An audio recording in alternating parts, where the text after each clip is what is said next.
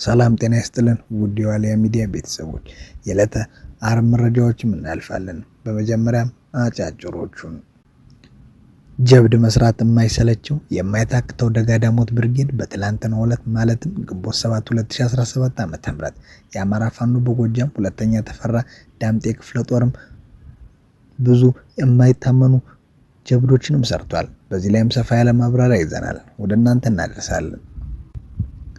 ፋኖን ተዋግቼ ሳይሆን በሴራ ከህዝብ ነጥሏለሁ እያለ ያለው ኮሎኔል ጸጋይም ወልዲያ ከተማ ላይ ምን እንደሚሰራም ተደርሶበታል አሉ የፋኖ መሪዎች። በዚህ ላይም ሰፋ ያለ ማብራሪያ ይዘናል፣ ወደ እናንተ እናደርሳለን። ሰሞኑን የብልጽግና ኃይል የፋኖ ኃይል ላይ መጠነ ሰፊ ዘመቻ አድርጋለሁ ብሎ እየተንቀሳቀሰ ይገኛል፣ የተለየ ነገር ባይኖርም። በዚህ ላይም ሰፋ ያለ ማብራሪያ ይዘናል፣ ወደ እናንተ እናደርሳለን። በዝርዝር ወደምናገኛቸው መረጃዎች ስናልፍ ጀብድ መስራት የማይታክተው ደጋዳሞት ብርጌድ በትላንትናው ዕለት ማለትም ግንቦት 7 2017 ዓ.ም የአማራ ፋኖ በጎጃም ሁለተኛ ተፈራ ዳምጤ ክፍለ ጦር ደጋዳሞት ብርጌድ ከደንበጫ ወረዳ ወደ ደጋዳሞት ወረዳ ፈረስ ቤት ከተማ ተጨማሪ ኃይል ለማስገባት በተንቀሳቀሰ የአብይ አህመድ ዙፋን ጠባቂ ሰራዊት ላይ በአይነቱ ለየት ያለ ጥቃትን ፈጽሟል። ግንቦት 6 2017 ዓ.ም አመሻሽ ጀምሮ ከደንበጫ ወረዳ በተንቀሳቀሰው ጠላት ላይም የደጋዳሞት ብርጌድ አንደኛና ሁለተኛ ሻለቃ እንዲሁም ደግሞ የብርጌዱ ቀኝና መሐንዲስ ከቅቤ ገደል አንስቶ ዝቋላ ወገም ባለው ሰፊ ቀጠና ውስጥ ባደረጉት ለአስጨራሽ ትንቅንቅ የአብይ አህመድ ዙፋን አስጠባቂ ሰራዊት ላይ ከፍተኛ ሰዋዊ ኪሳራ መድረሱም ችለዋል። በሌላ ግንባር ደግሞ የታዱ አንተነህ ሻለቃ አባላትም በጉድባ ሰቀላ ግንባር በመንቀሳቀስ በፈረስ ቤት ከተማ ዙሪያ የመሸገውን የአገዛዙን ዙፋን ጠባቂ ሰራዊትም አርግፈውትም ውለዋል። በአጠቃላይ ከማለዳው 1 ሰዓት እስከ ቀኑ 10 ሰዓት ገደማ በተደረገ ውጊያም የፊት አውራሪ ኃይል ኢየሱስ ፍላቴ የግብር ልጆች ባደረጉት ተጋድሎ ከ30 በላይ የአብይ አህመድ ዙፋን ጠባቂ ሰራዊት እስከ ወዲያኛው የተሸኙ ሲሆን ቁጥሩ በውል ያልታወቀ ከፍተኛ የጠላት ኃይል ቁስለኛም ሆኗል። በመጨረሻ ጭፍጨፋውና አውዳሚው የአብይ አህመድ ዙፋን ጠባቂ ሰራዊትም ከፈረስ ቤት ከተማ ወደ ፈረስ ቤት ሚካኤል አሻግሮ በወረወረው የሞርተር ቅንቡላም አማካኝነት ቦሰና ታፈር የተባለች አንዲት የ8 ወር ነፍሰ ጡር ላይም አርፎ የወጣቷን ህይወትም ወዲያውኑ ማለፉን ተረጋግጧል። ወደ ቀጣይ መረጃ ስናልፍ ፋኖን ተዋግቼ ሳይሆን በሴራ ከህዝብ ነጥለዋለሁ እያለ ያለው ኮሎኔል ጸጋይ ወልዲያ ከተማ ምን እንደሚሰራም ተደርሶበታል ይላሉ። የፋሽስቱ ብልጽግና አገዛዝ ከፍተኛ ወታደራዊ መኮንን የሆነው ኮሎኔል ጸጋይ የትግራይ ተወላጅ ሰሜን ወሎ ዞን ወልዲያ ከተማ ላይም የሚያደርገውን ከፍተኛ መዋቅራዊ ዘርፉም እየመራ ይገኛል። ይህንን እያደረገ ያለው ደግሞ ከፍተኛ የህዝብ ደጀንና ድጋፍ ያለው ፋኖንም በአውደ ውጊያው መገዳደር ባለመቻሉ መጀመሪያ ከህዝብ መነጠል አለብንም የሚል ሀሳብ ነው።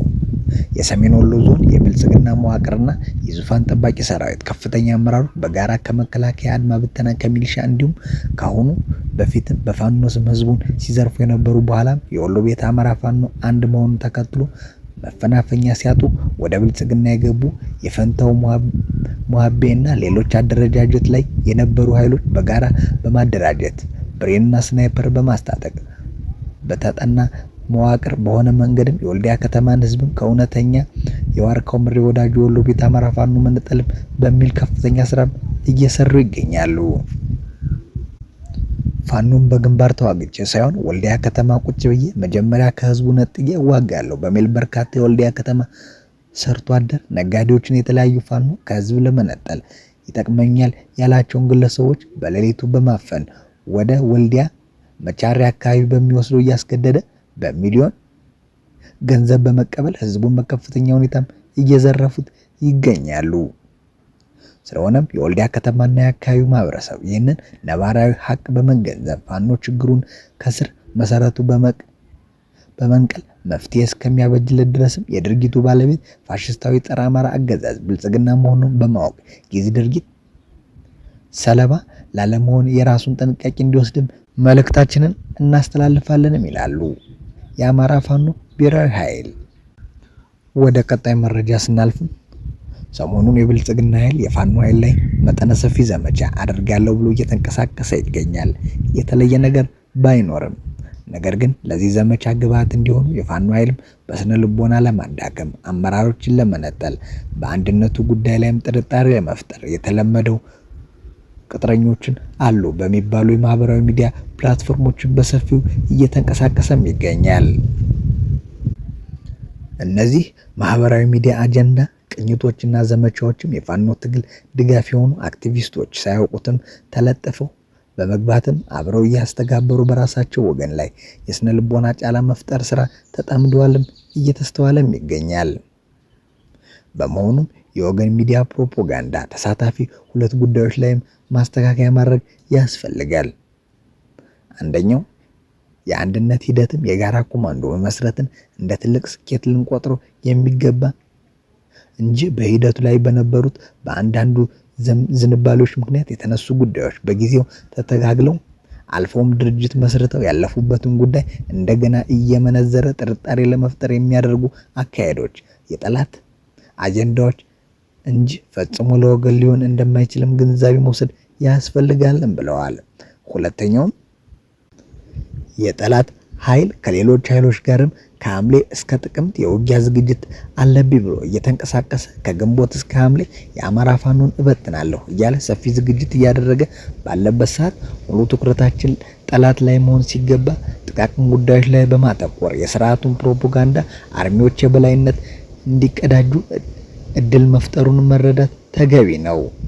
ይህ ሲባል ግን ትኩረታችን ከጠላት ላይ የሚነቅሉ ብርቱዎች እንዳሉም ዘንግተናቸውም አይደለም።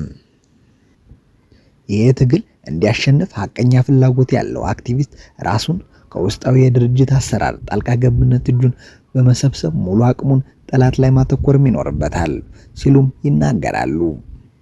ልዩ ጥንቃቄም ሲሉ በተናገሩት አንዳንዶቹ አንድም ቀን ብልጽግና ላይ ለይስሙላ እንኳን ጠጠር ወርውሮ የማያውቁ አንዱን አመራር ለይቶ አምላክ ለማስመሰል የሚያደርጉት ሂደት የጠላት የተጠና ነጥሎ የመምታት አጀንዳ በመሆኑም እንዲህ አይነት ግለሰቦች በጥንቃቄ በመከታተል ማጥቃት ተገቢ ይሆናልም ብለዋል።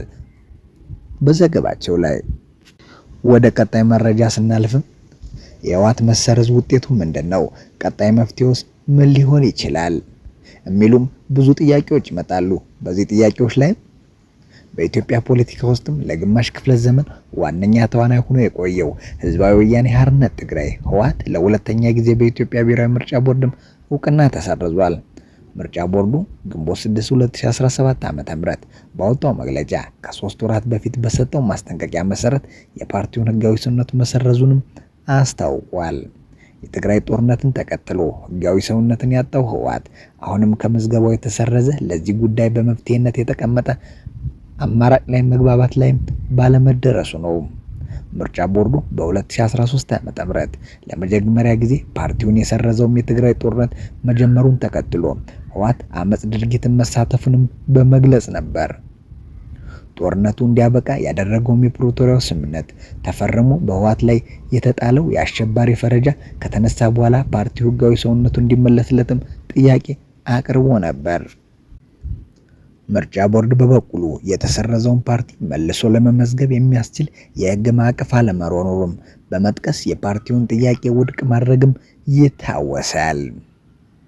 ከብዙ ምልልስ በኋላ የፌዴራል መንግስት ህወሓት በልዩ ሁኔታ እንዲመዘገብ የሚያስችለውን የህግ ማሻሻያ ቢያደርግም የአማራጭ ህወሓትም ተቀባይነት አላገኘም። ፓርቲው የቀድሞ ህጋዊ እውቅና እንዲመለስለት እንጂ በልዩ ሁኔታ መመዝገቡ እንደማይፈልግም ገልጿል። የክርክር እንዳለ ፓርቲው ከአዋጅ ማሻሻያ በኋላ ባቀረበው ጥያቄ መሰረት ምርጫ ቦርድ ህወሓትን በልዩ ሁኔታ መዝግቦ የምስክር ወረቀት መስጠቱንም አስታውቋል። ለፓርቲው የተሰጠው ህጋዊ እውቅና ግን አከራካሪ ሆኖም ሰንብቷል። ህወሓት ለቦርዱ ጥያቄ ያቀረበውም የቀድሞ ህጋዊ ሰውነቱ እንዲመለስ እንደነበረም በመግለጽ በልዩ ሁኔታ የተደረገለትን ምዝገባም ሆነ የተሰጠውን እውቅናም እንደማይቀበለው በተደጋጋሚ ገልጿል። ምርጫ ቦርዱ በበኩሉ በወጣው መግለጫ ፓርቲው ከአዋጁ ማሻሻል በኋላ ያቀረበው ጥያቄ ከዚህ ቀደሙ በተለየ መልኩ እንደነበረም አስታውቋል።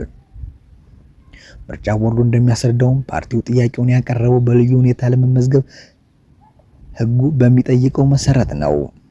ህወሓት ጥያቄውን ያቀረበው በልዩ ሁኔታ መመዝገቡንም የተመለከተው ሕግ ዓላማ እና አፈጻጸም በግልጽ በማወቅ እና በመረዳት መሆኑንም ጠቅሷል። በአዋጅ ማሻሻያው ላይም በልዩ ሁኔታ የፖለቲካ ፓርቲ ሆኖ ለመመዝገብ እንዲቀርብም በሕጉ የተመለከቱትን ዝርዝር ሰነዶችም በማያያዝ እንደሆነም በቦርዱ መግለጫ ላይም ሰፍሯል። ምርጫ ቦርድ የፓርቲውን ከፍተኛ አመራር በቦርዱ ዋና መስሪያ ቤት በመገኘት ሰርተፍኬቱና ደብዳቤውን በሚገባ ማይተው አበበውና ተስማምተው በፍቃዳቸው ፈርመው መውሰዳቸውንም አስታውቋል። ይህ በመሆኑም ይህ በልዩ ሁኔታ ተመዝግቦ የተሰጠን የህጋዊ ሰውነት ማረጋገጫን አንቀበል ማለት ተቀባይነት የለውም ሲልም የህወሓትን አቋም ተችቷል። ምርጫ ቦርድ ይህንን እውቅና ከሰጠ በኋላ በአዋጁ መሰረት ፓርቲውን ጠቅላላ ጉባኤን እንዲያደርግም ታህሳስ ላይም አስቦ ነበር።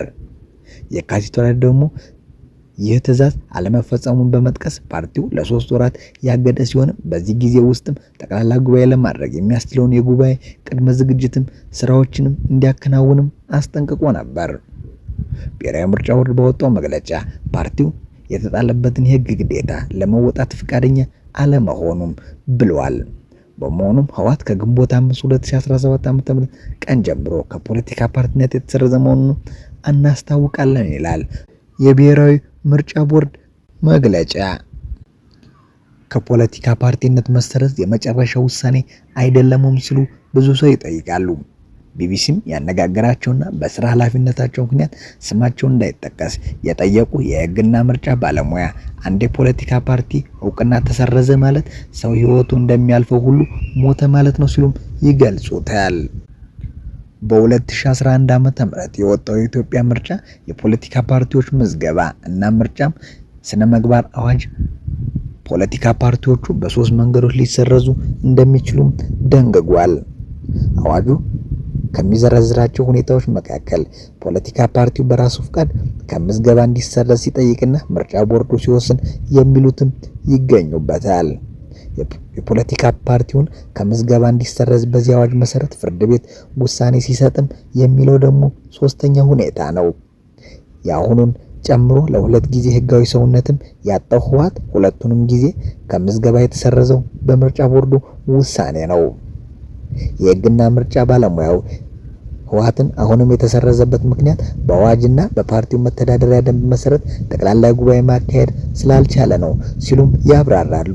ይህ ድርጊት የአዋጁንም ሆነ የፓርቲውን መተዳደሪያ ደንብ የሚጥስ መሆኑንም ይጠቅሳሉ። ይሁን እንጂ የምርጫ ቦርድ ፓርቲውን በመሰረዝ የወሰደው እርምጃ የመጨረሻ ውሳኔ እንዳልሆነም ያስረዳሉ።